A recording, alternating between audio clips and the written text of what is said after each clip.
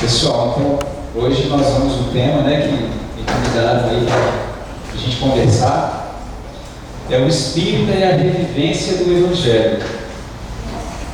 E aí de pronto eu pensei, nossa, revivência, Reviver é viver de novo, significa que já foi vivido. Aí eu lanço a pergunta: nós estávamos entre eles que viveram no passado este Evangelho? Ou nós estamos falando aqui que nós vamos trazer de novo a lembrança de como eles viveram para que nós possamos, enfim, até que enfim, viver? Da nossa parte, acho que nós perdemos tempo longe dessa vivência, por tempo demais, por muito tempo. Mas chegou um momento em que a dor nos visitou de tal maneira que realmente não suportamos mais conduzir as coisas pela nossa toada. E entendemos que é melhor seguir o que Jesus Cristo nos convida a seguir. Então, depois de tanto tempo, de tantos séculos na escuridão do egoísmo, e que ainda estamos com rastros dessas sombras dentro de nós ainda, esses estudos vêm para nos auxiliar a jogar luz em todos os cantinhos da nossa alma, para que a gente entenda as nossas condições inferiores, animalizadas ainda, e possamos nos esclarecer e parar de justificar a nossa conduta, entender que a gente precisa mesmo vivenciar o Evangelho com toda a pureza que é dele, que vem de Deus. Então, trouxe para nós aqui umas notinhas: cristianismo primitivo, deturpação e restauração. E aí nós vamos lembrar das figuras que foram os apóstolos. Eram apagadas figuras de pescadores humildes e grosseiros, quase analfabetos, a enfrentarem o extraordinário e secular edifício erguido pelos triunfos romanos, objetivando a sua reforma integral. Homens simples, sem instrução, rudes, com dificuldades humanas, se lançando em uma comunicação de mudança que feria, como ainda fere hoje, as instituições que colocam no poder, na política, no dinheiro, toda a solução dos males. Naturalmente isso incomodou, porque quando Jesus veio falar de igualdade, o escravagista não tolerou, porque ele tinha pessoas que faziam o que ele queria e não precisavam nem pagar por isso, ele era dono de escravo. O Império Romano não podia ouvir dizer que ele era igual ao escravo, senão isso ia desfazer aquela instituição. Esse é o convite de Jesus para nós. E realmente incomodou. E esses homens, levando essas comunicações de paz, de amor, de brandura, de compreensão, de perdão, de trabalho,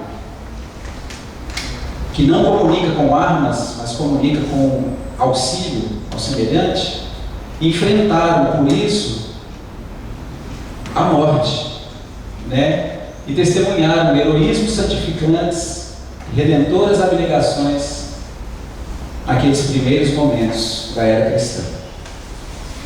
Os primeiros 300 anos foi vivido pelos seguidores da mensagem de Jesus, o cristianismo, ou o Evangelho, puramente falando. Se viam ameaçar de morte para que renunciassem a Jesus, eles não renunciaram. E eles aceitaram, para manter aquele compromisso com o Evangelho, de serem comidos pelas feras, pelos leões, de serem jogados nos circos, serem aprisionados, permanecer nas águas frias até o pescoço, madrugada dentro, para morrer de hipotermia. Colocavam fogo neles e eles não abjuravam. Nós lembramos de Joana de Cusa, passou pela cabecinha de muitos aí que conhecem a história já. No momento em que ela estava também sendo afrontada pela morte, pelo Império Romano, o soldado convidando: abjura e nós te libertaremos. Nós temos o poder para fazer você viver. E o filho dela: abjura, mamãe. Cala-te, meu filho, não sabes o que dizes. E ele aceitou a autoridade materna, pelo amor que ela devotou a ele a vida inteira. E não abjuraram, e foram queimados, vivos. Porém, no plano espiritual a gente sabe que tem uma defesa. A gente entende que a dor é diferente. Porque o êxtase da crença, da fé, que não é crença, porque fé é certeza, a gente vai trabalhar essa ideia, a gente começa na crença, e a vivência, a experiência e a ocupação mental e emocional com os valores do alto nos fazem viver em outra esfera aqui. Aqui em um mundo trevoso, em um mundo sombrio, em que, falando em condições psíquicas, certos raios não passam. Mas esse psiquismo, ele é individual da nossa parte, né? Vamos pensar assim. Tem o psiquismo planetário, mas tem o psiquismo individual. Aquele que está no egoísmo, na crueldade, na raiva, ele coloca nuvens em torno da sua própria mente, e os raios divinos não penetram. Então, se a gente se ocupa com a mensagem do Evangelho, com a prece, com o trabalho, com a dignidade, com os valores divinos, então nós mesmos dissipamos essas nuvens, e os raios entram em nós e nos fecundam o solo íntimo. E aí é do nosso cuidado que essa semente vai crescer numa árvore e dar frutos. Mas é um cuidado que requer de nós atenção diária. Porque se a gente esquece da disciplina do bom pensar, do bem refletir, do bom agir, do belo, do útil, do perdão, do trabalho, então se a gente voltar a se ocupar com as coisas materiais, essas nuvenzinhas voltam a se formar. E aí a gente perde aquele pensamento claro, aquela segurança de viver, aquela confiança, aquela alegria.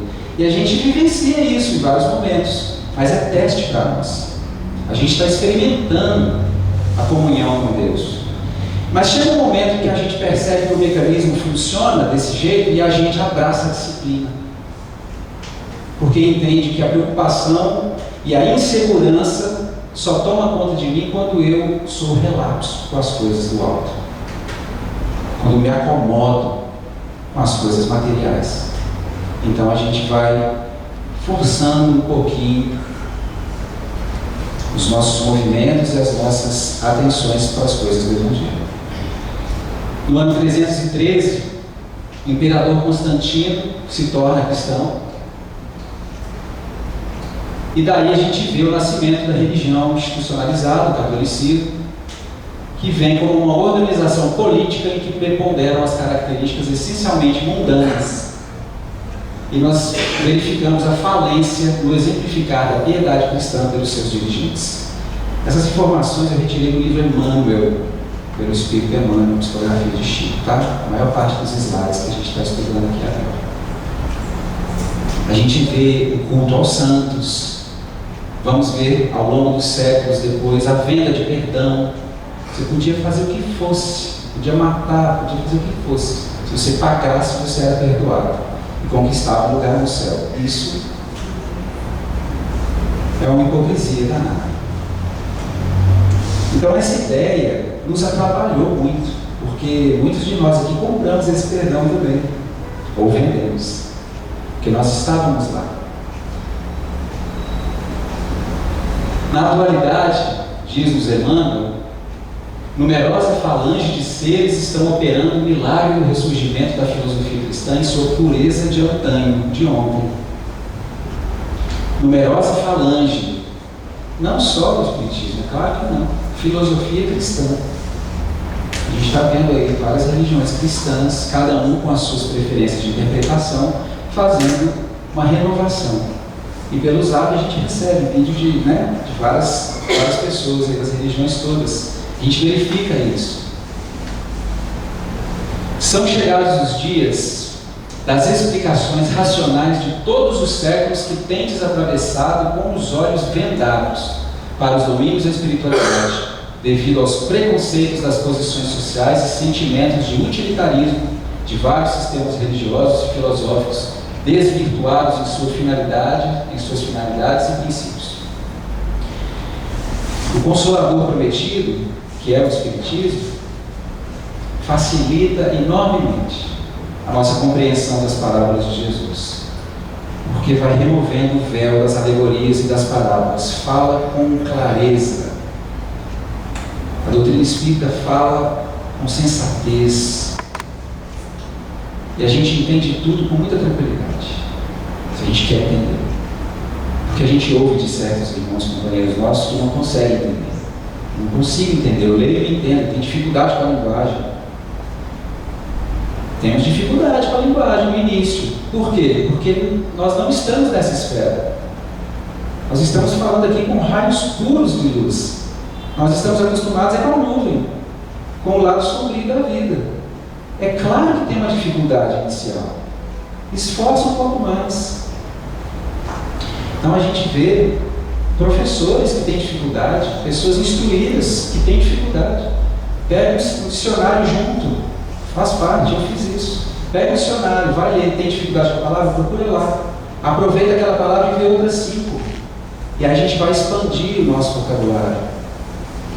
E mesmo com essa linguagem culta que a gente vê nas obras, né, nas obras básicas, nas obras complementares também, que eles falam com objetividade e com muita classe, ainda assim a gente vê os espíritos colocando a insuficiência da linguagem para expor certos pensamentos e nos esclarecer sobre certos pontos. A vossa linguagem é insuficiente para isso. Nós não temos termos. Com o melhor que a gente tem aqui ainda é pouco. Então a gente precisa realmente dedicar um pouco mais.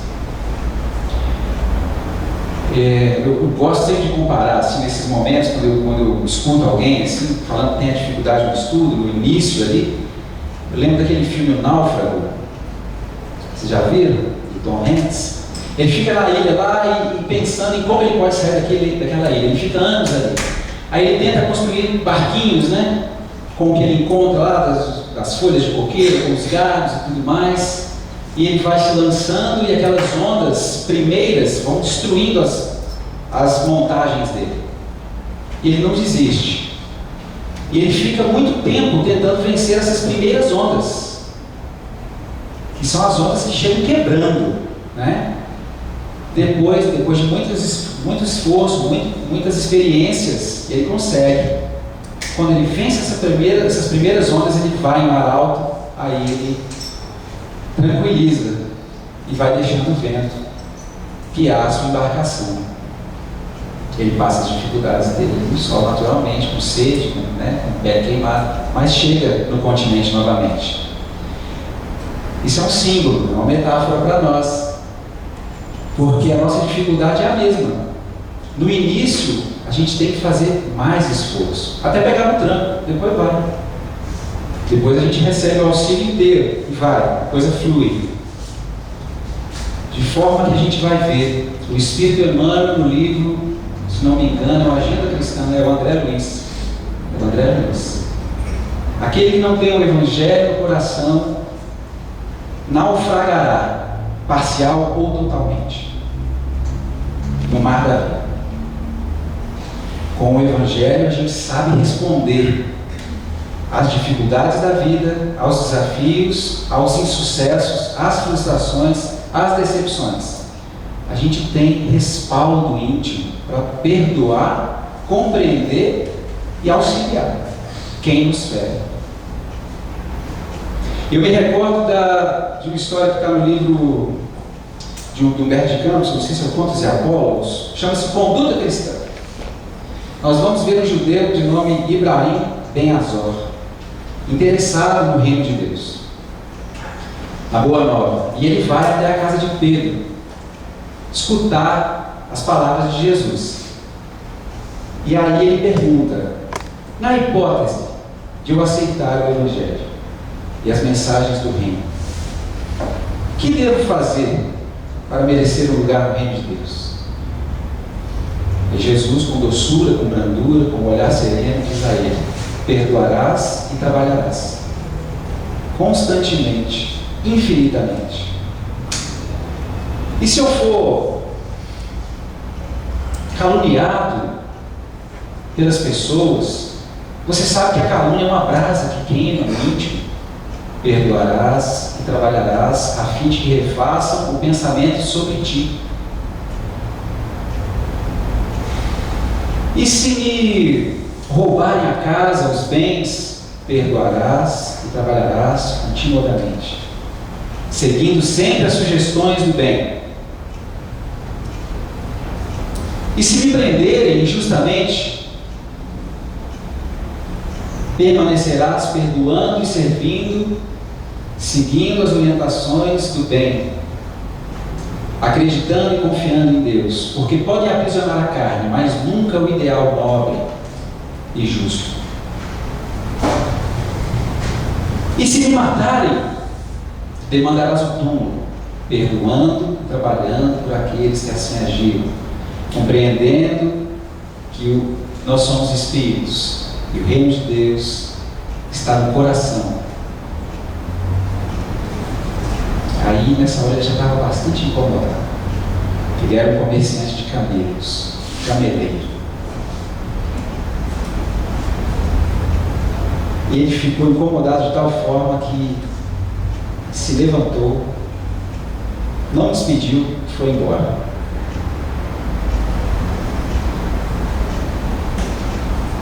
É muita coragem para viver o Evangelho. Porque quando o mal nos visitar, a nossa resposta não será de condenação. O convite de Jesus é pelo perdão, pela compreensão de quem utiliza a ferramenta do mal, que é a agressão, violência. O reino de Deus é perdão e trabalho, sempre. E esse é o esforço também que ele nos convida. É simples, né, gente? É fácil, né?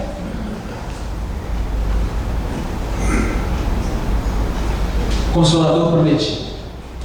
Últimas palavras de Jesus, conforme São João, capítulo 14, versículo 15, 17 e 26. Se me amais, guardai os meus mandamentos, e eu rogarei a meu Pai, e ele vos enviará outro Consolador, a fim de que fique eternamente convosco, o Espírito de verdade que o mundo não pode receber, porque o não vê e absolutamente não o conhece. Mas quanto a vós, conhecê-lo-eis, porque ficará convosco e estará em vós. Porém, o Consolador, que é o Santo Espírito, que meu Pai enviará em meu nome, vos ensinará todas as coisas e vos fará recordar tudo o que vos tenho dito. E efetivamente, essa é a tarefa do Espiritismo, como o Consolador prometido por Jesus. Vem nos consolar dessas dificuldades que o cameleiro colocou lá atrás, porque efetivamente nós vivemos em um mundo onde ainda não está implementado o reino de Deus, porque as pessoas não agem conforme este perdão e serviço contínuo. Nós vivemos dentro de casa e no trabalho, na via pública, relações de acusação, de roubo, de calúnia, mas a gente vai confiar e seguir, perdoando e trabalhando, e entendendo a maravilha de exercer essa atitude, trazendo para nós a instrução de que a vida é muito mais do que uma experiência de algumas décadas em um mundo material. Na cegueira de nos entregar tudo da matéria, a um conforto, ao dinheiro, às sensações, ao prazer, ao turismo, sem trabalho, de auxílio ao semelhante.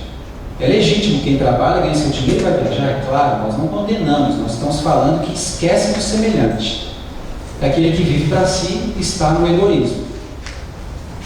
De forma que a gente muitas vezes ajuda quando sobra da nossa parte.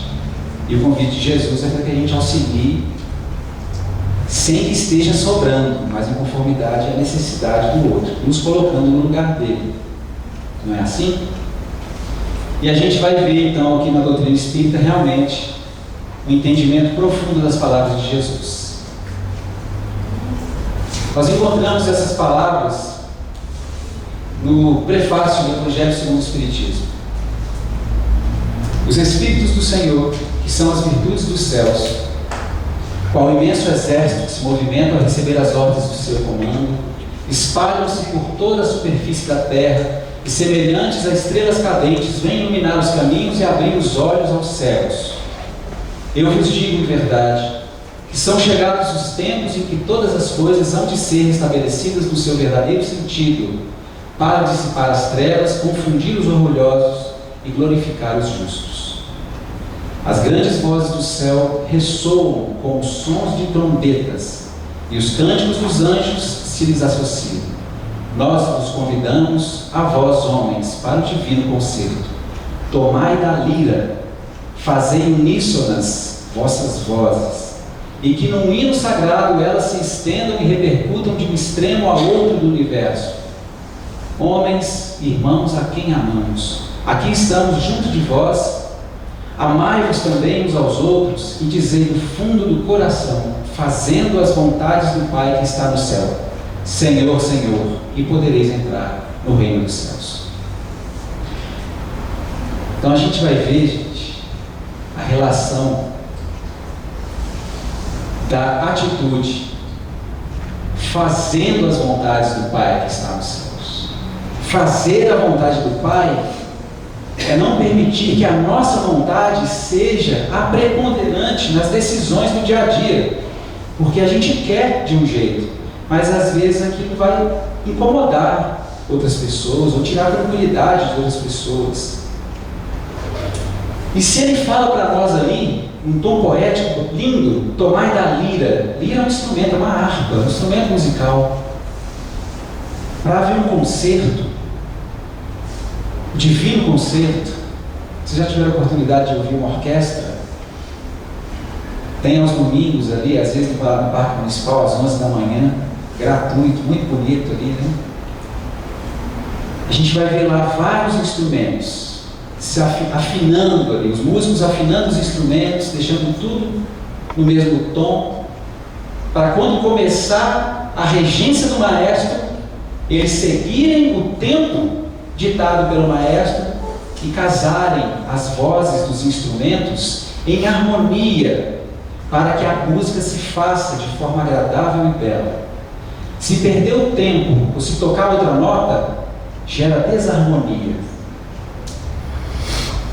Então vejamos, quando nós queremos aqui na terra, através das nossas atitudes, fazer um solo que não tem a ver com o fundo musical que a orquestra está tocando, eu estrago a harmonia, eu quebro a beleza daquele momento.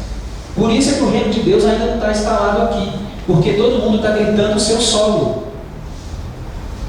Cada mente, como um instrumento musical que nós somos, está desafinado, não está nem preocupado com a orquestra, quer fazer o seu som, tocar da sua maneira.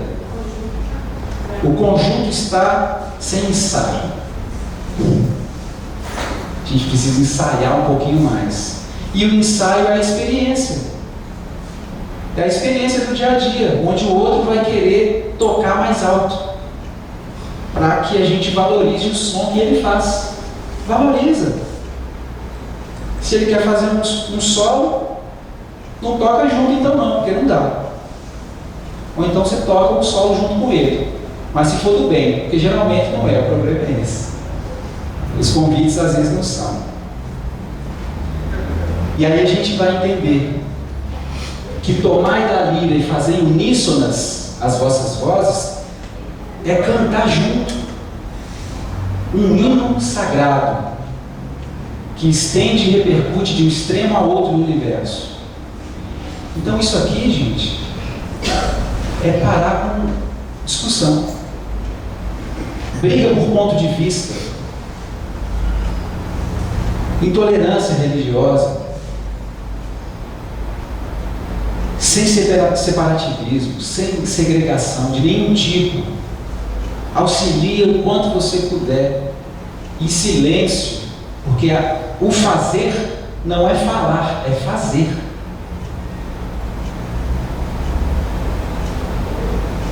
Então, fazendo a vontade do Pai e dizendo do fundo do coração: Senhor, Senhor, poderemos entrar no reino dos céus, porque a gente fala dos lábios. Jesus falou: há aqueles que honram de lábios.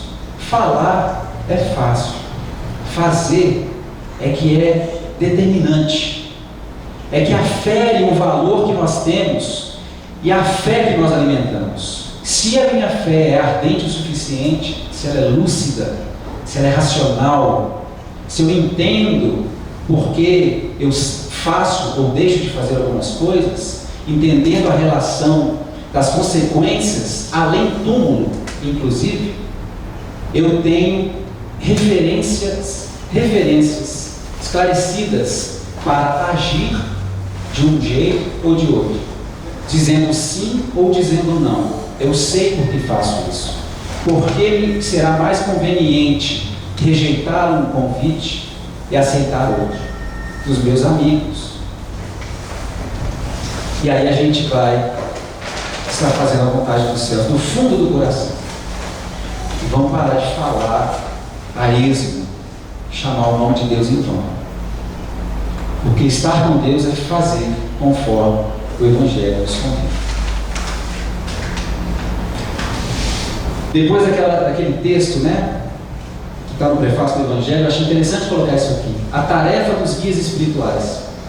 E Emmanuel nos diz: o chefe de determinados serviços recebe regulamentos necessários dos seus superiores, que ele deverá pôr em prática na administração. Todo trabalho é assim, não é? Tem um chefe, tem um diretor, tem um gerente, ele passa uma ordem e os subalternos executam essas ordens. Na administração empresarial, profissional. Nossas atividades são de colaborar com os nossos irmãos no domínio do conhecimento desses códigos de justiça e de amor, a cuja base verá a legislação do futuro.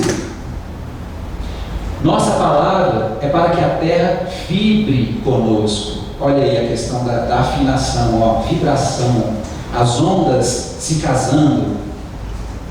Pensemos igual assim, com união de vistas. Pensemos com a base do Evangelho. Nossa palavra é para que a terra vibre conosco nos ideais sublimes da fraternidade e da redenção espiritual. Se falamos dos mundos felizes, é para que o planeta terreno seja igualmente venturoso. Se dizemos do amor que enche a vida inteira, da criação infinita, é para que o homem aprenda também a amar a vida e os seus semelhantes. Se discorremos acerca das condições aperfeiçoadas da existência em planos redimidos do universo, é para que a Terra ponha em prática essas mesmas condições. Os códigos aplicados em outras esferas mais adiantadas, baseados na solidariedade universal, deverão, por sua vez, merecer aí a atenção e os estudos precisos.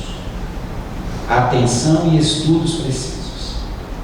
O orbe terreno não está alheio ao concerto universal de todos os sóis e de todas as esferas que povoam o ilimitado. Parte integrante da infinita comunidade dos mundos, a Terra conhecerá as alegrias perfeitas da harmonia da vida. E a vida é sempre amor, luz, criação, movimento e poder. Os desvios e os excessos dos homens é que fizeram do vosso planeta a mansão triste das sombras e dos contrastes. De forma que mais na frente, lá nesse mesmo livro, ele vai dizer: a Terra não é reflexo da vontade divina, é reflexo do orgulho e egoísmo desvairado dos homens. Porque aqui a gente faz o que temos feito. Por isso o mundo, a Terra, é como é. E a gente precisa entender isso. Nós precisamos refletir com realmente atenção e estudo. E o estudo, gente, eu gosto sempre de ressaltar, é leitura mesmo. É ler, não é palestra só não. Palestra é bom, ajuda. Mas é na leitura interessada, serena, devotada, é que eles falam conosco. Primeiro fala quem psicografou a obra. E ele fala nesse mesmo livro, o Emmanuel fala para nós, sobre a questão da mediunidade, que nós vamos abordar mais à frente, que já que é complicado desenvolver, não sei nem se é o próximo, deixa eu ver, não é ainda não.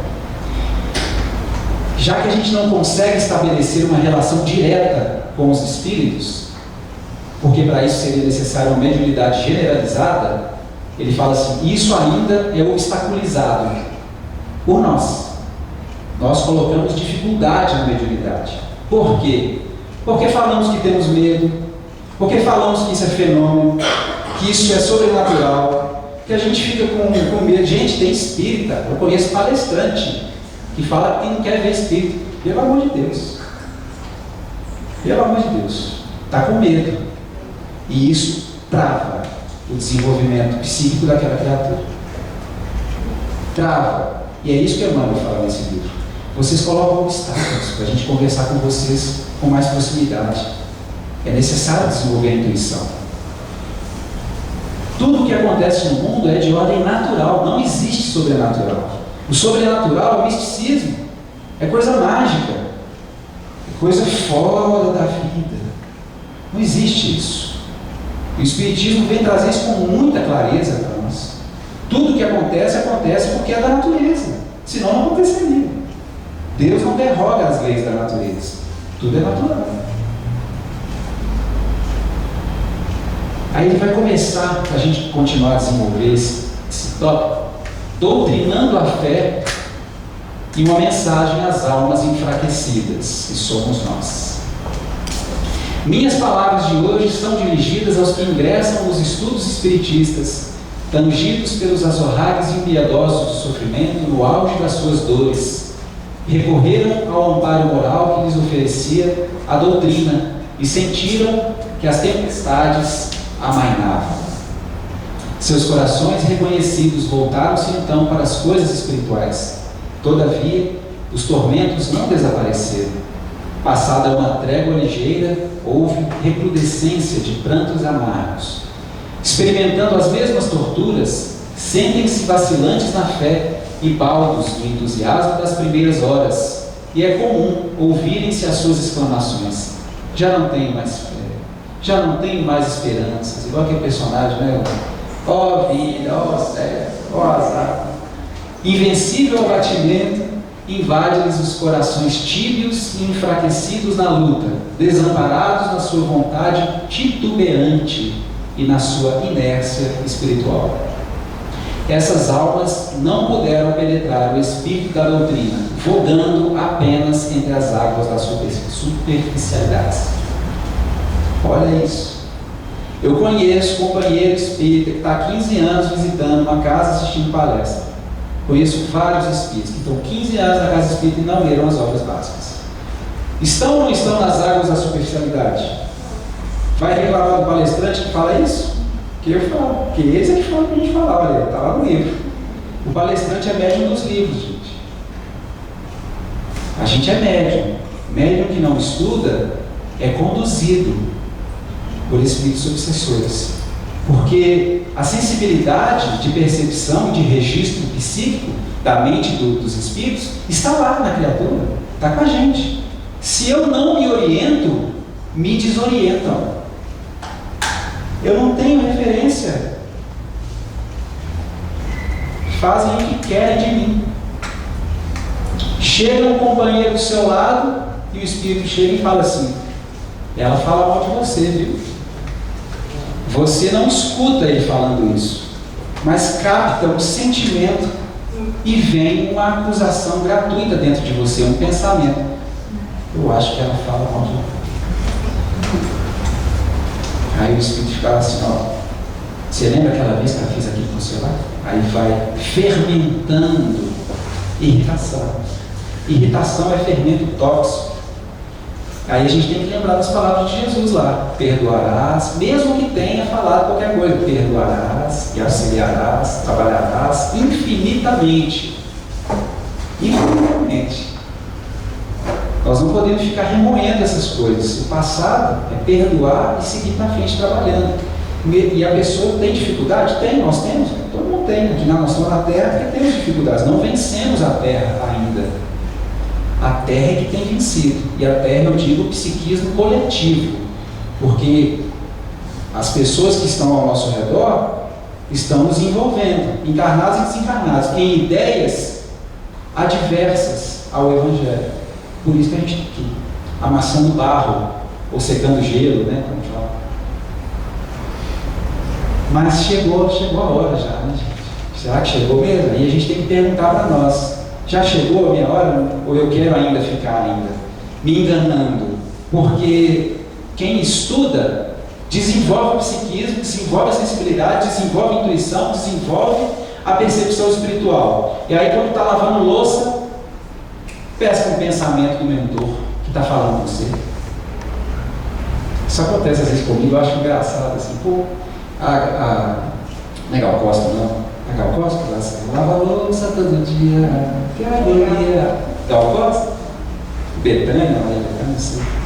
Eu estou lá, estou lavando louça, mas aí de repente eu estou pensando nas coisas e vem uns pensamentos contrários às minhas acusações, e que eu entendo que é o meu mentor que está falando comigo, pessoal, um pensamento que eu estou pensando uma coisa e vem um outro pensamento bom, que me ajuda a sair daquela esfera, é claro que não é meu, é o mentor. Pô, beleza, descobri, para eu escutar meu mentor basta lavar louça, hoje eu agradeço. Lavar louça todo dia aqui, maravilha. Mas não é agonia mais, é bom, maravilha. Nós vamos ver, pelo Espírito Emmanuel, na obra Encontro Marcado. Ele coloca lá uma série de condutas para a gente agir, para a gente ter, para a gente alimentar, para a gente fazer. Fazer a vontade do Pai, que é trabalho. Ele coloca lá, agradecerá ao servidor que lhe serve. Não condenarás o entregador do armazém. Na época, né, tinha muito armazém, né? Hoje é o rapaz do correio, ou do transporte público. Tem aí os Uber Eats, e tem os entregadores de comida, né? Aí os de bicicleta. Se ele chegou atrasado, você não vai condenar, porque talvez ele esteja passando por dificuldades que você não sabe. Não julga, agradeça. E mesmo assim, com as dificuldades que ele tem, ele ainda está fazendo o trabalho dele. Ele entregou o alimento. Agradeça.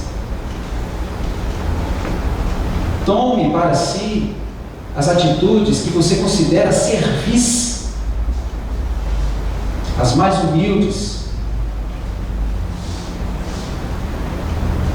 Aí ele vai colocando um tanto de convite para nós. Ajuda a todos. Senão a gente vai tomar a postura de quem quer ser servido, esperando que os outros façam, porque já que eu estou pagando, eu devo ser atendido orgulhosamente na altura. E não é assim para quem quer seguir o reino de Deus, implementar esse reino no coração. É compreender, perdoar e trabalhar, auxiliar. Condenação jamais. A gente vai lendo esses livros e vai vendo que o modo da gente pensar está errado. E que eu estou tomando atitudes e estou mantendo atitudes que estão mantendo dentro de mim a minha dificuldade, porque eu me justifico quando eu não trago para mim perspectivas de renovação. Eu só leio o que eu quero, só escuto o que eu ouço. Da doutrina espírita eu só vou assistir a palestra. E eu só gosto de conversar sobre ela também, porque é muito interessante. Isso é águas da superficialidade. Eu não aprofundo para dentro de mim mesmo. Os textos nos auxiliam. E ele fala, Emmanuel fala, é fácil. Ele fala assim, já que nós não podemos conversar com vocês diretamente, porque não tem a mediunidade generalizada no mundo, que tinha lá nos 300 primeiros anos do cristianismo, porque naquela época tinha voz direta, os espíritos falavam e ressoavam no ar, como trombetas. É engraçado as trombetas, né? Trombetas é um fundo, né? A ponta é aquele instrumento que tem ali uma altura que amplifica o instrumento. É engraçado, a gente vai ver nos países muçulmanos, eu tive a oportunidade de visitar Istambul em 2010, aí eles têm alto-falantes nas ruas, nas praças, que convidam todo mundo para a hora da oração. Todo mundo para o que está fazendo, vai para a mesquita e ora lá. É como se fossem trombetas. Só que no cristianismo primitivo, essas trombetas, elas eram vozes materializadas. Não precisava de equipamento de eletrônico, não. Os espíritos falavam e a voz saía. Isso acontece ainda nos dias de hoje com algumas pessoas. Já aconteceu com você? Pode acontecer. Se interesse mais, que no momento que você estiver precisando, se você tiver condição vibratória, você está numa onda em que o seu instrumento, a sua mente, o seu coração está vibrando em uníssono com o alto, porque você está sustentando um propósito de alimentação divino, relembrando, reformulando, pensando, meditando sobre as coisas que você lê diariamente. E aí, no momento que precisar, se você estiver nessa frequência, o Espírito, seu mentor chega do lado, ele fala, você escuta. Às vezes ele verbaliza, parece que ele está do seu lado assim.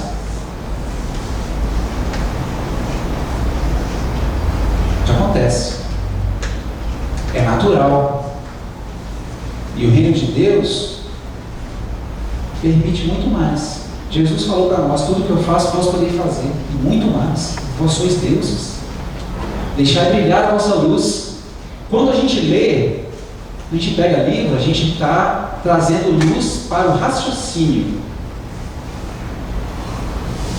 Mas essa luz não é minha. Eu estou pegando a luz dos espíritos superiores. Eu estou me esclarecendo. Quando eu tomo a postura, a iniciativa de agir, respeitando os valores que eu leio, que eu estudo, que eu medito, eu ilumino-me. Aí sim, eu acendo a minha própria luz. E eu modifico o meio em que eu estou colocado. Se essa harmonia começa a acontecer, eu me lembro da postura de Jesus e vou modificar a conversação. Eu vou elevar o padrão. Eu não vou engrossar o caldo para baixo. Eu vou fazendo o esforço de modificação da harmonia daquele conjunto. Primeira coisa é a oração. Me ajuda, Senhor. Peço aqui, Jesus, em teu nome, o auxílio. Me diz o que me inspira o que falar. Fala. Está lá no Evangelho segundo o Espiritismo, missão dos espíritas. Ide e pregai. Pregarei a mansidão aos brutos. Outra palavra que está lá. A moderação aos avaros. Palavras perdidas bem eu sei, mas não importa. São sementes. A gente vai espargindo. Sementes porque eu guardo em mim isso. E eu quero crescer o meu jardim dentro do coração. Então a gente tem que tirar o tesouro do coração quando a gente cuida do solo íntimo. E esse solo, como todo solo na terra, a gente vai ver que ele precisa do cuidado diário. Contra os insetos, os pulgões, precisa aguar. E aí nós vamos entender que aquelas tempestades ali que ele fala, que nós buscamos a doutrina espírita quando a coisa aperta no auge das dores, chega um momento na vida, muita gente entra para a doutrina espírita porque passou uma experiência na vida muito dolorosa, porque não buscou antes por causa do medo ou do preconceito, que é coisa de Satanás, que a gente acreditou aí há muito tempo, e tem gente que acredita ainda. Está tratando a doutrina espírita igual trataram Jesus lá atrás, condenando, né? Falando que é contrário a Deus, sendo que ele é a resposta de Jesus para nós. Então a gente vem chorando às vezes para a casa espírita. Essas águas das lágrimas, elas cuidam do nosso solo íntimo. E elas ajudam a adubar o nosso solo. Porque no momento da dor, a gente para um pouquinho, tira o pé do acelerador e para meditar. De forma que, tendo o esclarecimento de que isso pode ser aproveitado positivamente, eu não vou me entregar a pensamentos de mágoa ou de ressentimento, mas entender que são elementos atenuantes do meu orgulho e do meu egoísmo. A luta é o veículo do seu progresso e da sua redenção. Faz-se preciso que o homem reconheça a necessidade da luta como a do pão cotidiano. Gente, olha isso. Nós precisamos nos alimentar todos os dias. Comer o pãozinho, o café, o almoço, a janta. A gente precisa de vários alimentos, várias vezes ao dia. Senão, não fica de pé. Saco vazio não está em pé. O espírito precisa de luta diária, igual o corpo precisa de pão. Olha o que ele está falando para nós. A Porque tem muita gente orando a Deus, pedindo para afastar os problemas e que Ele tenha paz. Mas essa paz, diz Emmanuel para nós, na sua obra, que mais se semelha à preguiça e inércia. Isso é a paz dos cegos. Isso não é paz. Isso é fuga ao trabalho. Quando a gente aceita a convivência com aquela pessoa que nos traz desafios, eu vou exercitar os meus valores, porque é uma aferição de valores, é uma prova. Esse é o olhar de quem está enxergando a reencarnação como uma possibilidade de vitória sobre si mesmo. Eu não tenho que fugir dele ou fugir dela.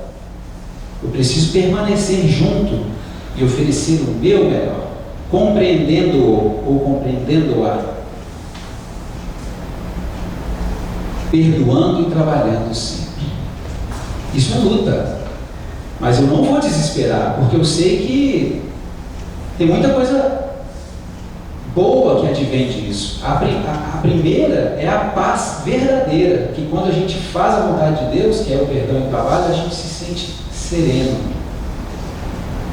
Inclusive, eu não contei, mas aquele companheiro lá, o Ibrahim Ben Azor, o cameleiro, ele pergunta para Jesus, é a última pergunta dele: o que me espera então no reino do céu se eu fizer tudo isso? Se eu perdoar, se eu oferecer o bem ao mal que me faz, o que me espera? Vou receber algum título lá? Aí Jesus fala muito melhor, né, gente? É bom, por isso que é bom ler, porque o palestrante fala, mas é rasteiro ainda. Deixa eu até ver, tá aqui.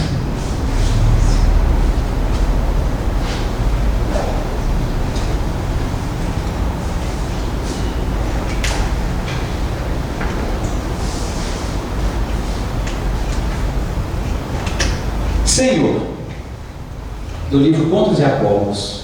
Senhor, e se eu conseguir tolerar os ignorantes e os maus, ajudando-os e recebendo-lhes os insultos como benefícios, oferecendo a luz pela sombra e o bem pelo mal, se encarar com serenidade os golpes arremessados contra os meus, se receber feridas e sarcasmos, sem reclamação, e se aceitar a própria morte, guardando sincera compaixão por meus algozes, que lugar destacado me caberá diante da grandeza divina?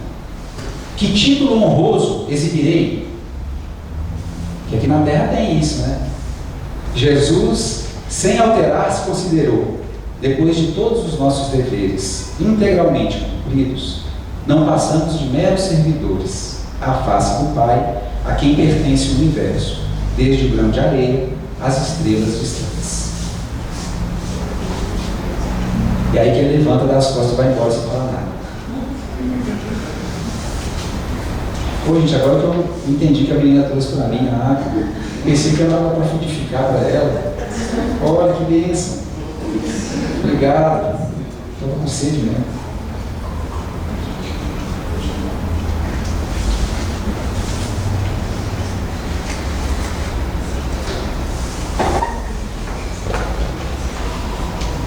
A alma, em se voltando para Deus, não deve ter em mente senão a humildade sincera na aceitação da sua vontade superior. Porque essa coisa aqui, dos títulos, das honrarias, é uma preocupação terrena, mundana. Por isso que o cristianismo foi deturpado. Porque os representantes das religiões queriam títulos, honrarias, roupas bonitas, cajados, joias, pratarias, que os vermes comem, os ladrões roubam. E não é isso o reino de Deus. Emmanuel fala, não sei se o Adriano ou o Emmanuel está vendo aqui da Agenda Cristã. Os museus estão repletos de mantos de reis e de joias. Está tudo lá. É engraçado. Depois o rei reencarna como servo do próprio reino. Aí ele olha a roupa lá e fala assim: não é sua mais não. sai daqui, você não vai preso, não pode pegar não. E essa mensagem que nos traz Emmanuel, olha só: os enfraquecidos na luta, almas enfraquecidas que tendes muitas vezes sentido sobre a fronte o sopro frio da adversidade, que tendes vertido muitos prantos nas jornadas difíceis, em estradas de sofrimentos rudes, buscai na fé os vossos imperecíveis tesouros. Bem sei a intensidade da vossa angústia, e sei de vossa resistência ao desespero. Ânimo e coragem. No fim de todas as dores, abre-se uma aurora de ventura imortal. Dos amargores experimentados, das lições recebidas, dos ensinamentos conquistados à custa de insano esforço e de penoso labor, tece a alma sua auréola de eternidade gloriosa. Eis que os túmulos se quebram, e da paz, cheia de cinzas e sombras, dos jazigos, emergem as vozes comovedoras dos mortos. Escutai-as. Elas vos dizem da felicidade do dever cumprido, dos tormentos da consciência, dos desvios das obrigações necessárias. Obrigações necessárias, não é para fugir do compromisso que Deus nos convidou a vivenciar. É permanecer, é sustentar, é perseverar, vencendo a nós mesmos e não o outro. Exemplificar e testemunhar esse espírito de sacrifício que é o amor em si, oferecendo a nossa melhor parte. Orai, trabalhai e esperai. Palmilhai todos os caminhos da prova com destemor e serenidade. As lágrimas que dilaceram, as mágoas que pungem, as desilusões que fustigam o coração, constituem elementos atenuantes da vossa imperfeição. Olha só, isso é muito importante, gente. É bom decorar isso aqui, tá? É bom decorar para aquele momento que estiver chorando, lembrar disso e não reclamar do que está acontecendo, porque aquele momento nos faz aproveitar a lição. Senão, se a gente reclamar e lamentar, querer sair dali e fugir, a gente perde a lição. As desilusões que fustigam o coração constituem elementos atenuantes da vossa imperfeição no tribunal augusto, que é a consciência, onde pontifica o mais justo, magnânimo e íntegro dos juízes. Sofrei e confiai que o silêncio da morte é o ingresso para uma outra vida, onde todas as ações estão contadas e gravadas as menores expressões dos nossos pensamentos. Amai muito, embora com amargos sacrifícios, porque o amor é a única moeda que assegura a paz e a felicidade no universo. Aí aqui a gente vai falar sobre aquela questão que a gente estava dando entrada, né? Da experiência. Cada reencarnação é como se fora um atalho nas estradas da ascensão. Significa uma bênção divina, quase um perdão de Deus. Emmanuel coloca assim, com essas palavras. É-nos conferida uma nova virgindade. Um instrumento virgem é então fornecido, que é o corpo novo. E depois ele desenvolve, nós vamos falar aqui sobre os neurônios como quebra-luz. E aí o que ele vai desenvolver no livro, Emmanuel? Que os nossos corpos, as nossas células, elas vão gravando em si o que sai da nossa mente. Nós somos um grande magneto. As nossas ondas, as nossas vibrações, porque nós somos instrumentos de frequências, nós gravamos valores nas células. Nós poderemos gravar nestas células virtudes ou vícios.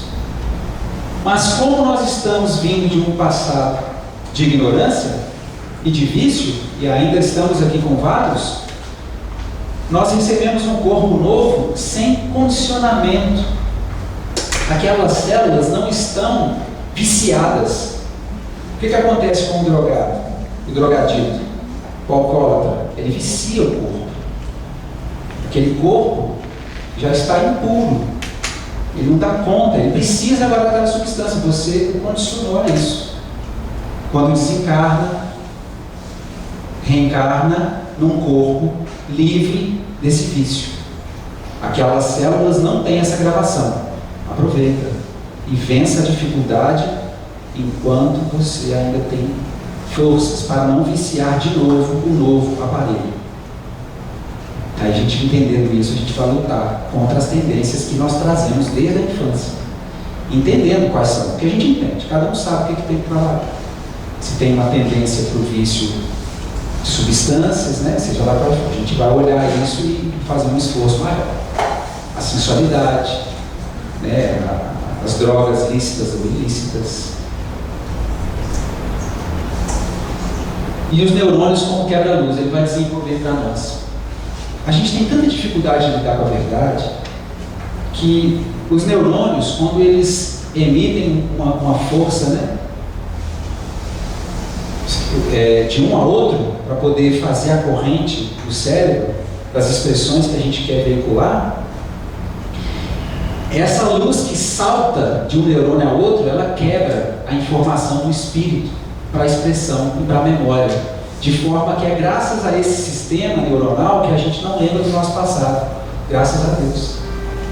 Porque se a gente está com dificuldade de lembrar de coisas que aconteceram há 10 anos, e se lembrasse de coisas de 150, então, ia dar conta mesmo. Então, respeito à nossa condição de imaturidade espiritual, que não dá conta de conversar sobre tudo ainda, mas nós precisamos desenvolver condição de conversar sobre tudo, sem irritar. Esse é o nosso desafio. Para que a gente tenha coragem, é necessário coragem e humildade para isso. A gente vai reconhecer o que precisa ser reconhecido e trabalhar nisso, para nos libertar dessas tentações, desses vícios. Aí fica melhor para nós. À medida que eu dou conta de aceitar o que me trazem, e eu, em vez de rechaçar, eu analisar aquilo ali, pegar o que é justo e descartar o que não serve, eu cresço com isso. Então eu vou agradecer, eu não vou brigar. André Luiz coloca no Conduta Espírita: o elogio muitas vezes é arma dos inimigos, a crítica sincera, apoio dos amigos. Então a gente vai modificar aí, né? A gente vai preferir ser elogiado ou também valorizar a observação fraterna, o conselho. Desculpa eu estar falando, mas escuta com atenção. Você cresce com isso, a gente cresce com isso. Tem gente que não gosta porque é um orgulho que não deixa. E aí a gente vai ficar na superficialidade da vida, no mar alto das amarguras. Porque esse é quem não tem o Evangelho no coração. E quem não tem o Evangelho no coração naufraga parcial ou totalmente, na amargura e no desespero. Então não é bom para nós não aceitar essas observações. É bom a gente ter ouvidos para ouvir as coisas e analisar com prudência, com calma. E ver aqui o homem colocando para Jesus já com irritação, com quase ironia, né? E aí, que título que eu vou ter? Como é que vai ser? É muita coisa para fazer, ué. Eu vou ganhar muita coisa lá, né? Como é que eu vou estar? Vou estar do seu lado direito, né? Como é que vai ser isso? Você vai ser um mero servidor. E vai ser tão importante como um grão de areia. As estrelas. Não é mais do que nosso dever. Então isso modifica essa questão aí de ouvir o que os outros querem falar, né? Nós vamos pensar a respeito disso. A ação educativa na simplicidade inicial do cristianismo para a formação das novas gerações. Se não quisermos que a humanidade atinja a culminância dos arrasamentos das destruições. Nós vamos ver, gente, que Jesus nos convida para uma vida simples. E essa vida simples a gente vai colocar na pauta das nossas reflexões a forma como a gente conduz a própria vida. Se eu vivo de forma simples ou se eu sou muito exigente nas questões de conforto e outras variáveis. Se eu estou vivendo dentro de um campo de simplicidade ou se eu exijo muito dos outros para me servir. Né? Se a gente não quiser que a humanidade atinja a culminância de arrasamento e destruição. Nós vamos ver no livro Transição Planetária do Divaldo que aquela tsunami que aconteceu lá em 2004 foi um movimento do planeta para limpar a psicosfera daquela região que estava pesadíssima.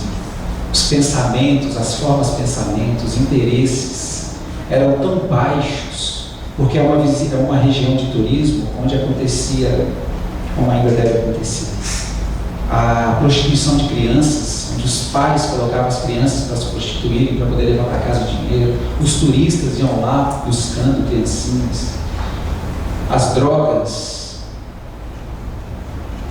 deixou tudo ali pesado, porque aquilo ali não tem nada de, evangelho. Aquilo ali estava em voga. O planeta gerou ali uma convulsão. E aconteceu o que aconteceu. Arrasamentos e destruições. Psiquismo planetário, nos focos das nuvens. Onde tem nuvem, tem trovão. Então nós vamos parar a pensar se eu estou gerando nuvem para mim mesmo, para eu não querer um trovão na forma de doença ou de convulsão. Evitar o arrasamento orgânico e as destruições de mim mesmo, as doenças autoimunes. Defesa contra um mundo rico de fantasias e concepções variadas de religiões literalistas, pausas de essência. E a gente vai ler muita coisa espiritualista que fala que é uma beleza, que tem ali tanto de pontos interessantes, mas que no convite a uma atitude mesmo não representa muito na Terra. E a gente vai olhar e ver, infelizmente, que o Espiritismo, as pessoas reconhecem. Amigos nossos de outras religiões assumem, não, vocês espíritas são os que mais fazem a caridade. Tem muita gente fazendo caridade, isso é bom, isso é ótimo, é essencial, mas também não é tudo. Porque a gente pode fazer muita coisa e dentro de casa a gente ser exigente. Então, uma coisa desfaz a outra, o mérito da outra. Quem quer entender isso melhor, leia o livro Voltaire, do irmão Jacó. Obstáculos inúmeros, olha só, entre o estabelecimento direto de um plano material e espiritual causadas pela visão que erradamente considera como fenômeno, mistério sobrenatural.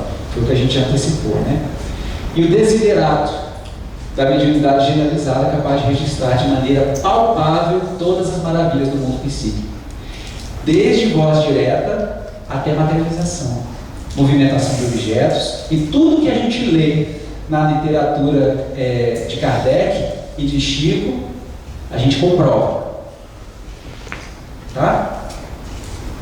A gente comprova. Quem estuda e quem vive, quem ingressa em grupos de estudo na casa espírita, quem participa da reunião mediúnica, todo mundo está convidado a ingressar nessas tarefas, passa a comprovar, registrar de maneira palpável todas as maravilhas do mundo psíquico. É isso que ele está falando e que nós damos testemunho. O espírito da mediunidade, desenvolvimento da intuição. Está quase acabando, tá, gente? Nosso tempo chegou já, mas só um pouquinho. Faça mistério em vossos tempos, que busqueis desenvolver todas as vossas energias espirituais, forças ocultas, em germen, em semente, que aguardam o vosso desejo, para que desabrochem plenamente. O homem necessita das suas faculdades intuitivas, através de sucessivos exercícios da mente, a qual, por sua vez, deverá vibrar ao ritmo dos ideais generosos. Cada individualidade deve alargar o círculo das suas capacidades espirituais, porquanto poderá, como recompensa, a sua perseverança e esforço, certificar-se das sublimes verdades do mundo invisível, sem o concurso de quaisquer intermediários. Não precisa ficar procurando médium, não. Não precisa querer ficar falando com aquele espírito, não. Você vai lavar a louça e o espírito vai falar isso. Isso acontece em vários momentos, gente. Eu fiz a brincadeira, testemunhando que às vezes acontece isso quando eu estou lavando louça, mas você pode estar pegando um ônibus, de repente você pensou uma coisa boa ali. Você está no trânsito, mas você está com o pensamento voltado para o alto. Essa é uma condição sine qua non, sem a qual não tem como. Você está ali preocupado, organizando-se, atento, atenção e estudo. Você está ali nessa vibração, e aí as coisas começam a acontecer. Quando você está nesse esforço, nessa perseverança. O que se lhe faz, porém, altamente necessário é o amor, o devotamento, a aspiração pura e a fé inabalável. Concentrados nessa luz que o coração almeja fervorosamente, esse estado espiritual aumentará o poder vibratório da mente e o homem terá então nascido para uma vida melhor. E aí a gente vai começar a conversar com os espíritos, mentalmente. E aí de repente você está ali, certificando pontos da sua, que até então era crença. E aí o que você dizia antes, eu acredito na reencarnação, eu acredito em espírito. Você passa a vivenciar certas experiências que você fala, eu sei da reencarnação. Porque de repente é mostrado para você um quadro do seu passado. Aí você pode falar que você sabe, que até então você só pode falar que você acredita. E isso é fé. É uma fé verdadeira. Quando você não duvida mais. Santo Agostinho vai colocar para nós lá no Livro dos Espíritos, capítulo 31, primeira mensagem. Tendes fé inabalável, fortes, encoraçai-vos de uma fé forte bastante, sem hesitação. Em momento algum, aceitar na mente que Deus não existe, porque assim trabalham as sombras, colocando dúvida nas coisas que você já trabalhou, mas que não alicerçou ainda muito bem. Eles vêm colocar em dúvida o que você está ali cuidando, como uma plantinha, né? Cuidando. E eles vêm tentar colocar um joio junto do trigo ali. Então, atenção. Acabando. Em vossos dias, lição do Espiritismo. Em vossos dias, o Espiritismo, que representa o Consolador prometido pelo Cristo aos séculos posteriores à sua vinda ao mundo, é uma extraordinária mensagem do céu à terra, e faz-se necessário aquilatar-lhe o valor. Ainda existem multidões de espíritos rebeldes, porém, a consciência terrena, em suas características gerais, agora está apta a receber, depois de tantos anos de lutas, o conhecimento espiritual que lhe fará desprezar os últimos resquícios da materialidade inconsciente. Materialidade inconsciente, a gente colocar as relações de felicidade na matéria, tá? Que justificam os vícios, que é o abuso. O sexo em vez do amor. As aventuras ao invés do compromisso. Aprendendo a discernir os seus erros. Espalhando a boa nova da imortalidade, a doutrina do amor abrirá novos horizontes à esperança dos homens, conduzindo-os à aquisição do tesouro espiritual reservado por Deus a todas as suas criaturas. Quando todos os homens compreenderem o sentido de suas magníficas lições, o vosso planeta terá atingido uma nova fase evolutiva e o Espiritismo terá concluído entre vós a sua sagrada e gloriosa missão. E esse é o último slide. Propósito dos Espíritos. Diz-nos Emmanuel, conclamando os homens, nossos irmãos, trazemos a todos o fruto abençoado de nossas penosas existências. Espiritismo é experiência vivenciada por espírito já iluminado, que traz a sua experiência para que nós não precisemos errar que nem ele errou. Espiritismo é isso. Aqueles que sabem mais ensinam a nós que não sabemos e não vivemos tanto ainda, para que a gente ganhe tempo e faça um atalho, aceitando as amarguras sem revoltar. Porque é melhor assim, e a gente vai entender porque é melhor se a gente ler sobre essas obras, as histórias de Emmanuel, a história de André Luiz, de tantos espíritos. Aí a gente não precisa cair no mesmo buraco para poder aprender o que eles aprenderam, não precisa. Para quê? Para doer mais? Não precisa, né, gente? Então é estudo mesmo. Trazemos a todos o fruto abençoado de nossas penosas existências, asseverando a cada um que o problema da paz e da felicidade está solucionado no Estatuto Divino. Todas as nossas atividades objetivam a revivescência do cristianismo na terra, de modo que um templo se levante em cada lar e um hostiário em cada coração. Auxiliai-nos, trazendo-nos o concurso da vossa boa vontade, de vosso querer. Ajudai-nos em nossos propósitos benditos, de reedificação do templo de Jesus, de cujos altares os maus sacerdotes se descuidaram, levados pelos cantos de sereia da vaidade e dos interesses do mundo. Que o Mestre abençoe a cada um de vós, fortalecendo-vos a fé, para que possamos com Ele, com a sua proteção e a sua misericórdia, vencer na luta em que nos achamos empenhados. E com essas bênçãos de Emmanuel, que faço as minhas nesse momento também despedido, peço desculpa pelo tempo e agradeço a atenção de todos vocês. Muito obrigado.